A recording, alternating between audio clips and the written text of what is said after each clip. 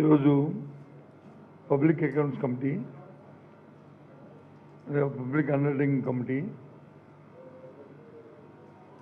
3 కమిటీలకు వచ్చి ఈరోజు నామినేట్ చేయడం జరిగింది. ఈ నేపథ్యంలో ముఖ్యంగా పబ్లిక్ అకౌంట్స్ కమిటీ ఏదైతే ప్రజాపతిల సంబంధించిన కమిటీ ఏదైతే ఉందో ఆ కమిటీలో మేము కూడా మా పార్టీ తరఫున పెద్దిరెడ్డి గారిని పెద్దిరెడ్డి రామచంద్ర గారు నామినేషన్ జరిగింది.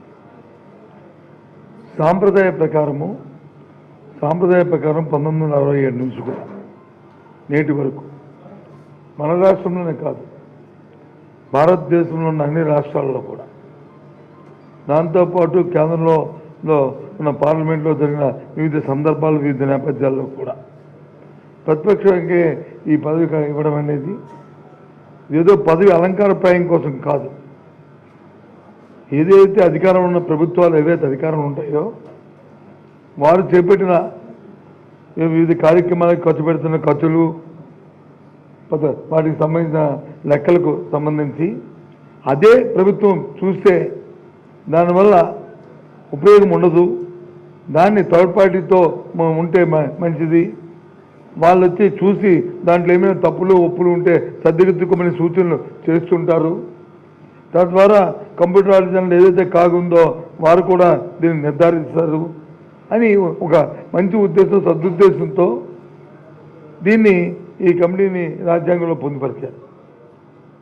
దురదృష్టవశాత్తు ఈరోజు ఇందాక మా పెద్దరెడ్డి గారు చెప్పినట్టు ఎన్నో సందర్భాల్లో ఎన్నో ఉడికించారు.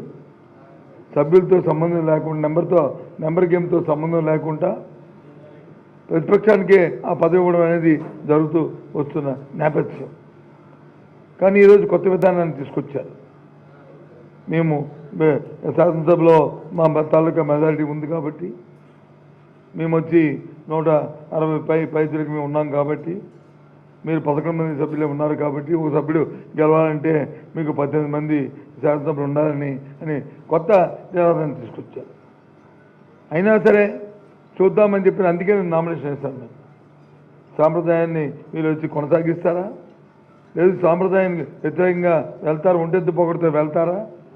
ఎందుకంటే ఇది ప్రజాస్వామ్యం అంతా నేను అనుకుంటే, అంతా నాదే అనుకుంటే, నాకెవరూ తెలియలేదు అనుకుంటే అది పొరపాటు. ప్రతి 5 సంవత్సరాలకు ఒకసారి ప్రజలు తీర్పిస్తుంటారు. అందరూ చూస్తున్నారు ఎవరు ఏం చేస్తున్నారు అని మనకంట ప్రజలు చాలా ఆలోచన చేస్తున్నారు. మరి నువ్వు చేస్తున్న కార్యక్రమానికి, మీరు చేస్తున్న కార్యక్రమానికి, మీ పద్ధతికి మీరే దాన్ని ఎండార్స్ చేసుకుని దాన్ని ఓకే అనిపించుకుంటే మరి ఎక్కడుంటుంది ఇది? అలాగని మీరు తప్పు చేస్తారా తప్పు చేయడానికి కాదు ఇక్కడ ప్రశ్న. మన తాలూకా సాంప్రదాయం అది. ఎందుకు ప్రతి సంవత్సరం సామాన్యుడు ఒక ఆడిట్ చేసుకుని లెక్కలు పెట్టినప్పుడు ఒక ఆడిట్కి ఇచ్చి ఆడిట్ ద్వారా ఎందుకు పెట్టించుకుంటాం? అడిగితే ఎందుకు అకౌంట్ పెట్టి చేస్తారు? ఇది ఒక సాంప్రదాయంగా వస్తున్న ఒక సెకండ్ ఇది. కానీ ఇవాళ చాలా దురదృష్టం. మన దేశంలో రాష్ట్రాల్లోనే కాదు, ప్రపంచంలో అన్ని దేశాల్లో కూడా ఏదైతే ఈ కమిటీ ఉందో పబ్లిక్ సంబంధించిన అంశాలు ఏమున్నాయో అక్కడ కూడా ప్రతిపక్షాలకే ఇస్తారు. చెప్పనండి, ఏ దేశంలో చెప్పనండి. ప్రజాస్వామ్యబద్ధంగా ఉన్న ఏ దేశమైనా సరే అందరూ కూడా ఇస్తారు. ఏదో ఇందాక పెద్దిరెడ్డి గారు ఉడికించినట్టు ఏ తాలిబాన్లో లాంటి తప్ప అలాంటి సంస్కృతి మనకు కావాలా? అలాంటి సంస్కృతిని మనం ఇక్కడ పెంచి పోషిద్దామా? అది మంచిదేనా ఆ సాంప్రదాయం? ఏదో పిఎస్సి చైర్మన్ మాకు అలంకార ప్రేమో లేకపోతే దాని నుంచి ఏదో పెద్దగా మాకు ఒరిగేదటో కాదు. మేము మా బాధ్యత ప్రజాస్వామ్యంలో అది బాధ్యత.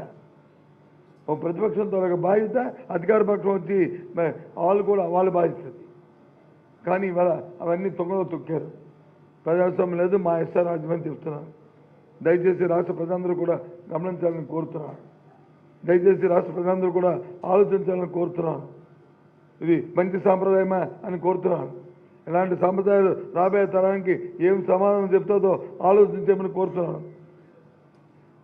అందుకే మేము వచ్చి ఇవాళ ఏవైతే ఆ మూడు కమిటీలకు సంబంధించి ఉన్నాయో వాటికన్నింటినీ కూడా మేము అందరం మా పార్టీ తరఫున మేము బాయ్కాట్ చేస్తున్నామనే విషయాన్ని చెప్పడానికే మీ దగ్గరికి వచ్చామనే విషయం మీ ద్వారా తెలియజేస్తున్నాం.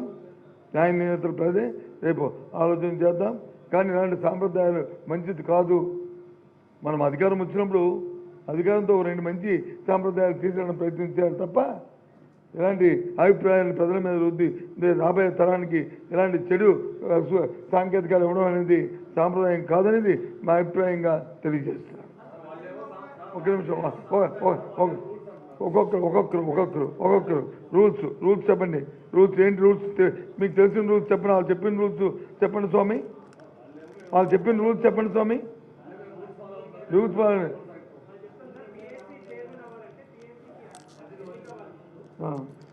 మరి ఇద్దరు సభ్యులు ఉన్నప్పుడు పార్లమెంట్లో ఏ రకంగా వాళ్ళకి వచ్చి ఎన్నిక ఇచ్చారు?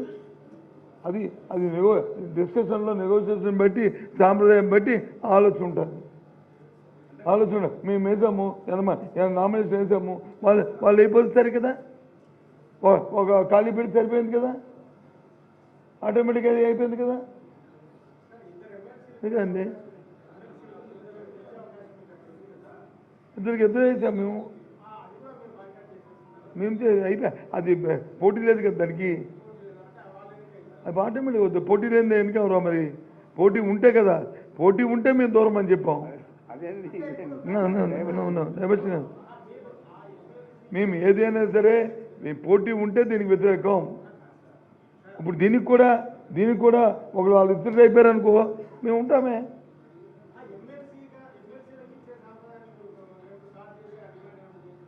నాకు అర్థం అవ్వలేదు. అది నేను ఇంకా అది వెళ్తే అది అడిగాను అనుకోండి. నేను అది అడిగాను. చూడండి ఇది గుంతమ్మ కోరికలు కోరుతున్నాను అన్నాను సార్. అది గుంతమ్మలు కోరుతున్నాను. ఇప్పటికే ప్రధాన ప్రతిపక్షంగా ఉన్న మేము ఇప్పటికే గుర్తింపు ఇవ్వలేదు. ప్రతిపక్షం అంటే ఏంటి? నెంబర్ గేమ్ కాదు. రెండు పార్టీలు ఉన్నప్పుడు అధికారం ఎన్నికైన పార్టీ అధికార పక్షం అవుద్ది, ఓటమి చెందిన పార్టీ ప్రతిపక్షం అవుద్ది. ప్రతిపక్షం తనకు బాధ్యత ఏంటి? గొత్తెత్తి ప్రతి అంశాన్ని ప్రజల తరఫున వాణి వినిపించేది ప్రతిపక్షం. ఆ అవసరం పోతే ప్రజాస్వామ్యం డెమోక్రసీ ఎక్కడుంటుంది? అది మేము చెప్తుంది, అది మిమ్మల్ని అడిగింది. అంతేగాని మాకు ఇంకా ఎమ్మెల్సీకి ఇవ్వండి అంటే అది మేము అది ఇంకో ఇది అడుగుతున్నారండి. ఇది అత్యాశకి పదవి గురించి కాదు. ఇక్కడ ఉన్న సాంప్రదాయాలు మనం తొక్కద్దని, ఉన్న సాంప్రదాయాలు కొనసాగించాలని మేము మా డిమాండ్. ఏదండి తాలిబాన్ అంటే అక్కడ ఒక దగ్గర లేదు. ప్రపంచంలో మీ అందరూ నెట్లో చూసుకొచ్చాము. ఏ దేశం లేదు, ఏ రాష్ట్రం లేదు, ఎక్కడ లేదు అంటే అక్కడ ఏంటంటే వాళ్ళ తాలూకు ప్రభుత్వం వేరు, వాళ్ళకి ప్రజాస్వామ్యం మీద రైతుల మీద వాళ్ళ రాజ్యాంగం వేరు. అందుకని అలాంటి సంస్కృతి మనకు వద్దు బాబో అని చెప్పి అన్ని ఎత్తాం తప్ప ఇంకేం కాదు.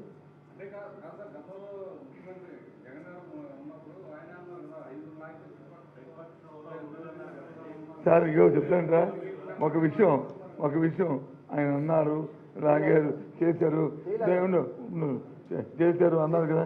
చేశారా? చేయలేదు కదా. ఒకటి రెండోది ఆ రోజు మరి ఒకడే కదా మరి ఆయన మరి ఎన్నికలు జరగాలనుకుంటే స్పీకర్ మా మనిషే కదా. ఎందుకు కేసు గారికి ఎందుకు పెడతాం? పెట్టాల్సిన అవసరం లేదు కదా. పెట్టాల్సిన అవసరం లేదు. ఆ మూర్ఖత్వంతోనో లేకపోతే ఆ బుల్డోజ్తోనో చేయాలనుకుంటే ఆయన పెట్టాల్సిన అవసరం మాకు లేదు కదా. అది ఆలోచన మా బుర్రలో రాలే. ఇలాంటి ఆలోచన మా బుర్రలోకి రాలేదు. అది మా తాలూకు ఆలోచన. అర్థమైంది సార్? ఓకేనా?